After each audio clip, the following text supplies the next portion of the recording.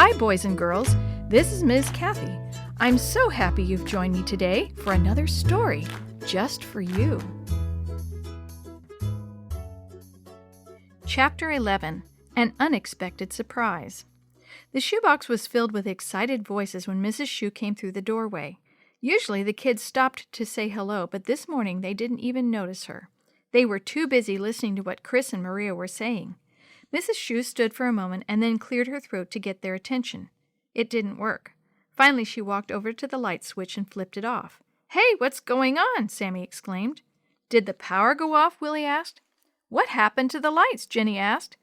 "I turned them off," exclaimed Mrs. Shue, "and now that I have your attention, I'll wish you a good morning and then turn the lights back on."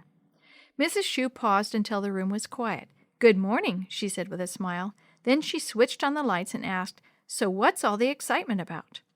"Chris and Maria were telling us about their vacation to the beach," said Jenny. "They found this old graveyard up on a sand dune." "And Chris almost killed himself in a lighthouse," added Sammy, "but this guy rescued him just in time." "And we helped the same guy solve a mystery about his great-grandfather," Maria said. "They figured out a bunch of clues that finally led them to the old lighthouse," Willie said. "That's where they found a hidden treasure." "That does sound exciting," Mrs. Shue said. "So what was the mystery?" Chris and Maria looked at each other. "Go ahead, Chris," Maria said. "You tell it." Chris began.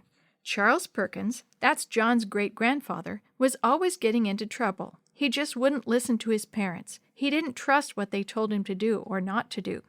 One day there was a big change," Chris continued. "No one knew why until Maria and I found where he'd hidden the secret. He wrote about it in his diary," Maria said, "but he'd torn those pages out and hidden them with some other stuff in a secret place by the lighthouse. When we found those pages, the mystery was solved," Chris explained. Then he told Mrs. Shue what Charles had written in the diary. Maria finished the story. "It changed his life." "I can see why," Mrs. Shue said. "That's quite a story, and it fits right in with our lesson this week." She turned and wrote Trust in big letters on the whiteboard. "Sometimes it's hard to trust what our parents say," she added. "We want to find out for ourselves if what they say is right or wrong. Why can that be a problem?" Willie raised his hand. "Yes, Willie? If my dad tells me not to go down a sidewalk by myself in my chair because it's too steep, I need to trust him," said Willie. "If I don't, I might get hurt, even though some hills look like they'd be fun to coast down." Jenny spoke next. "I love cats. I'd like to pet every cat I see, but my mom tells me not to because they might scratch or bite me or be sick. Sometimes it's hard not to when I see a cute kitten, but I need to trust what my mom says." Chris sat there for a moment and then finally raised his hand. "I almost hurt myself really bad in the lighthouse because I didn't trust what my dad said about old buildings being dangerous. And then I almost got knocked into the ocean by a wave because I didn't trust a warning sign," Chris said. "It's something I need to work on." "And you're not the only one, Chris," said Mrs. Shue. "The Bible is filled with stories of people who had to learn to trust their parents, but because they did, they also learned to trust God. Look at Noah's sons. They grew up watching their father build a giant boat far, far away from water because God told him to. When they were older, they helped him build the ark. They sure needed to trust both their father and God." She continued, "And how about Isaac and Abraham up on the mountaintop with no animal for a sacrifice? That took a lot of trust for both of them. And I could tell you more stories, but I'd like you to come up with some." She smiled at her class. "I'll divide you into 2 teams. Let's see how many Bible characters that had to learn to trust you can find in 8 minutes. You may use your Bibles." The sound of rustling pages and low murmurs filled the room. When the time was up, Mrs. Shue asked each team to share what they had found. Soon the whiteboard was filled with Bible names. Maria raised her hand. "God must have known that a lot of people would have trouble with trusting because there sure are a lot of those stories in the Bible." Mrs. Shue agreed. "Yes, there are, Maria. Aren't you glad that God put them there to help us today?" After Sabbath school, Willie came over to where Chris was standing in the hallway. "What else was in the treasure box?" Willie asked. "Was there any gold?" Chris smiled. "There wasn't any gold, but there were some old coins. The man gave Maria and me one for helping him." "Really?" asked Willie. "Can I see it?"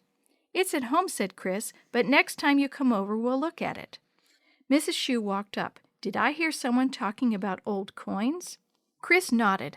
I was telling Willie about the coin the man gave us for helping him solve the mystery." "Do you know what kind of coin it is?" asked Mrs. Shue.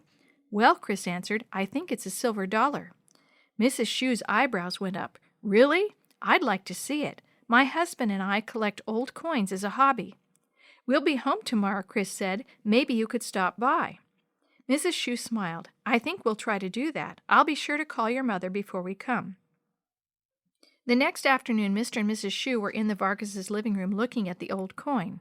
After Mr. Shue studied both sides of the coin, he began looking through his book about old coins. Finally, he looked up. "Well, Chris and Maria, it looks like you have an 1859 Liberty seated dollar. It's in really good condition, too. Do you have any idea what it might be worth?" Chris laughed. "Well, we know it's worth at least $1. "It was back in 1859, said Mr. Shue. "Today, it's worth a little bit more." "Really?" Maria asked. "How much more?" Mr. Shue smiled.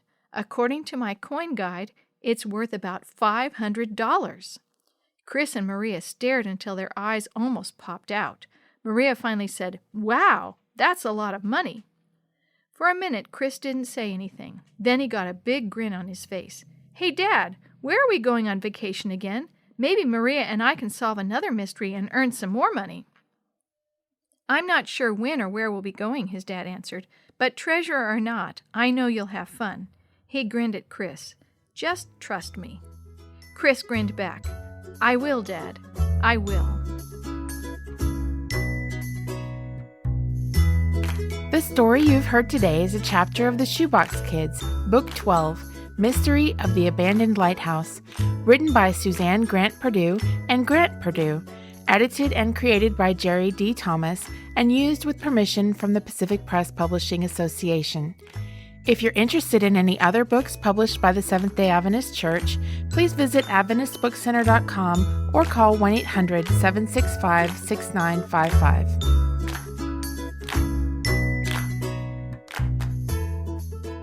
This podcast is a production of the Carolina Conference of the Seventh-day Adventist Church.